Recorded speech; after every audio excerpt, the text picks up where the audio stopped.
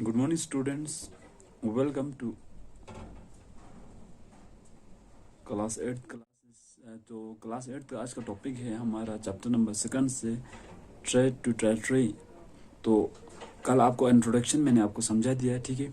तो आज का हमारा टॉपिक है इंग्लिश इंडिया कंपनी कम ईस्ट, यानी ईस्ट इंडिया कंपनी जो है ना, उसी के बेस पे हमारा आज का टॉपिक है। हमारा टॉपिक में ये कह रहा है कि इंडिया में जो इंग्लिश का जो कंपनी था वो ईस्ट से आया हुआ था। तो ईस्ट यानी इंग्लैंड का बात कर रहा है, ठीक। ऑन 31 दिसंबर 16 सेंचुरी या 1600 में क्या हुआ,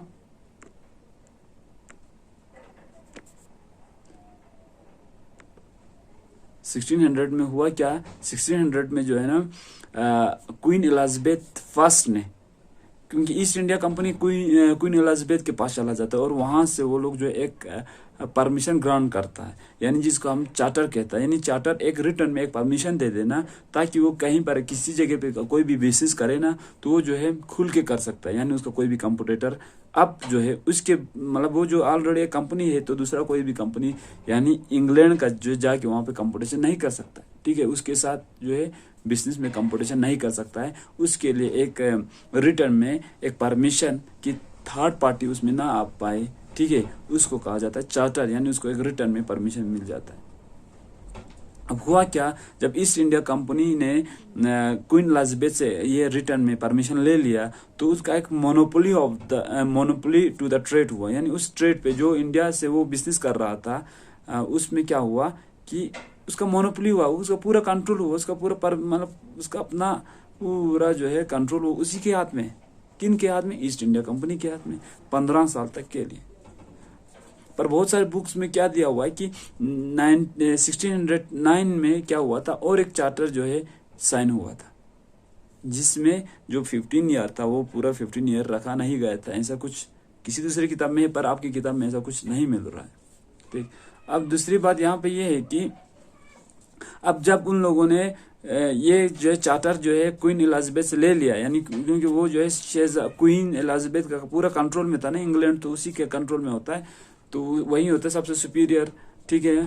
तो हुआ क्या, जब उसने ये चार्टर ईस्ट इंडिया कंपनी ले लिया, तो पूरा जो है कोई भी जो है कंपनी जो है इसका कंपटीटर नहीं रह पाया, कोई भी कंपटीटर नहीं आ पाया, और अब इन फ्यूचर में भी कोई नहीं आ पाएगा जब तक कि ये जो परमिशन जो है ग्रांट हुआ है, कितने साल के, 15 साल के, तब तक के।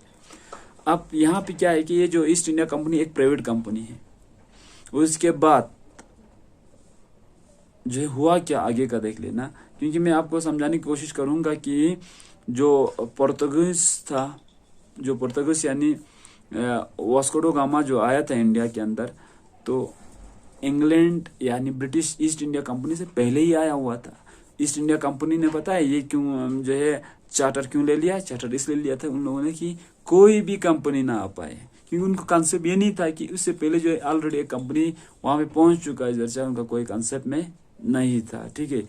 अब जब उन लोगों ने ये 16 सेंचुरीज में यानी 1600 यानी 1600 ईयर में ये कॉन्सेप्ट उनका जो प्लान है या ये बिजनेस करने जा रहा है, पर पोर्तुगीज यानी वास्को ड गामा ने तो ऑल जो है जिसने हमें आप लोगों को पता है कि जीके में हमने एक क्वेश्चन बार बार सुना होगा ना कि किसने जो है इंडिया को जो है रूट्स, सी रूट्स जो है किसने डिस्कवर किया था इंडिया का? तो ठीक है, जो बाहर से इंडिया तक आ पाएगा, सी रूट्स पहली बार डिस्कवर जो है वास्को ड गामा ने किया था, ठीक है। वो जो है रूट यानी दरिया, जब वो समंदर से आ रहा था, यानी रास्ते ढूंढते ढूंढते वो कहाँ पहुंचा? कोलकाता में पहुंचा, ठीक है। अब पहली बार जब पोर्तुगीज का लोग आया था इंडिया के अंदर, वो 1498 में पहुंचा था। 8 कहाँ पे? कलकट, जिसको कोलकाता कहा जाता है, वहां पहुंचा था। और वहां के किंग्स, जो वहां का जो हिंदू किंग्स था, उसने जेमोरिन ने उसको जो है वहां पे एलो किया, आने के लिए वेलकम कर दिया, ठीक है। और 17 सेंचुरीज के दौरान जो है डच एंड फ्रेंच ट्रेडर्स भी वहां पे पहुंचा हुआ था। अब मैं आपको इस नेक्स्ट पॉइंट को बोलने से पहले आपको समझाने की कोशिश करूंगा कि ब्रिटेन ने जो ब्रिटेन का जो कंपनी था वो प्राइवेट कंपनी था, और बाकी सबका पोर्तुगीज भी वहां पे आया हुआ था, डच भी आया हुआ था और जो है फ्रेंच भी आया हुआ था, पर उनका बिजनेस इतना चला क्यों नहीं, दूसरों का क्यों चला? तो मैं आपको समझाने की कोशिश करूंगा, क्योंकि ईस्ट इंडिया कंपनी एक प्राइवेट कंपनी है और जो है जो पोर्तुगीज का था, डच का था और जो फ्रेंच का था, इनका कंपनी का प्रॉब्लम हुआ क्या कि ये लोग गवर्नमेंट कंपनी था। सभी गवर्नमेंट कंपनी का कोई भी डिसीजन लेना है, हाई लेवल का कोई भी डिसीजन लेना होता है तो क्या करना होता है कि उनका जो है सेंटर से, जो उनका मेन जो है कंट्रोल कहाँ से था, उनका अपने देश से था, ठीक है, अपने कंट्री से हो रहा था। तो वो लोग जो है कोई भी डिसीजन नहीं ले पा रहा था। जब इमरजेंसी कोई भी डिसीजन लेना होगा हाई लेवल का तो नहीं ले पा रहा है, और ईस्ट इंडिया कंपनी ले सकता है। तो उनको कैसे कंडीशन होगा, कैसे सिचुएशन भी आए तो उनको उसी सिचुएशन के हिसाब से कैसे जो है आगे कदम बढ़ाना है, कैसे कंपनी को और भी फायदा में लेना है, फायदा कैसे कंपनी का फायदा होगा उसी कंडीशन के हिसाब से। या जैसे इंडिया के जो है छोटे छोटे जो बिजनेसमैन होगा वो किस टाइप का जो है डिमांड कर रहा है, उनसे जब वो माल ले रहा है, क्योंकि उनका माल वही था ना कि इंडिया से गुड्स को लेना है और जो है इंग्लैंड में जाके उनको क्या है बेचना है, क्योंकि यहाँ पे बहुत कम कीमत में मिलता है और वहाँ पे जाके वो ज़्यादा कीमत में बेच पाता था, इसलिए जो इस तरह उनका बिजनेस चल रहा था, ठीक है। और जो है बहुत सारे ऐसी चीज़ जो इंडिया में था नहीं, बाहर से लाता था और इंडिया में बेच देता था। तो इस तरीके से उन लोगों ने क्या कहता है, कोई भी डिसीजन जो है ना, इसलिए प्राइवेट कंपनी होने का फ़ायदा ये हुआ कि कोई भी डिसीजन वो खुद लेता था, ज़रूरत के हिसाब से और सिचुएशन के हिसाब से वो ले पाता था। तो इसलिए ये जो इंडिया में सक्सेस हुआ था ये वाला कंपनी, और कम्प्लीटली दूसरे कम्प्लीटली यहाँ के कहने का मतलब मेरा ये था कि वो पूरा जो है सक्सेस हुआ नहीं है, रीज़न वही है, ठीक है। दूसरा और एक रीज़न ये भी है कि ये जब बिजनेस कर रहा था तब हुआ क्या कि इनका जो ईस्ट इंडिया कंपनी का जो कॉन्सेप्ट था, जो पॉलिसी था, उन लोगों का कॉन्सेप्ट था भाई हमें सिर्फ बिजनेस से मतलब है और दूसरे कोई इंडिया का कोई ज़मीन से कोई लेना देना नहीं है। पहले उनका कॉन्सेप्ट में, क्योंकि वो थोड़ा काफ़ी अंडरस्टैंडिंग लोग थे कि उनका जो है पहला तो बिजनेस जो है सक्सेस हो तो सब कुछ है, क्योंकि उन लोगों का मेन चीज़ था कि पहले यहाँ पे जो है कदम जमाए। पर दूसरों का क्या था, जैसे कि डच हो, पोर्तुगीज होगा, वास्को ड गामा में जो इसका ऊपर एक साउथ का एक मूवी भी बना हुआ है, आप देख सकता है, ठीक है।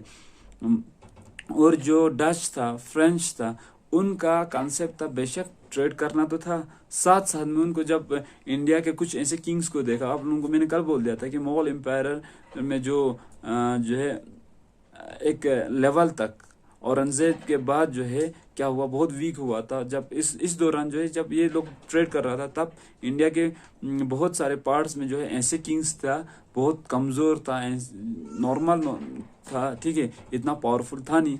तो उन लोगों को पता चला यार बहुत किंग्स, बहुत सारे बादशाह ऐसे है कि बहुत मतलब जो बादशाह जैसा लगता ही नहीं, उनको ऐसा निगेटिविटी देखा इंडिया का।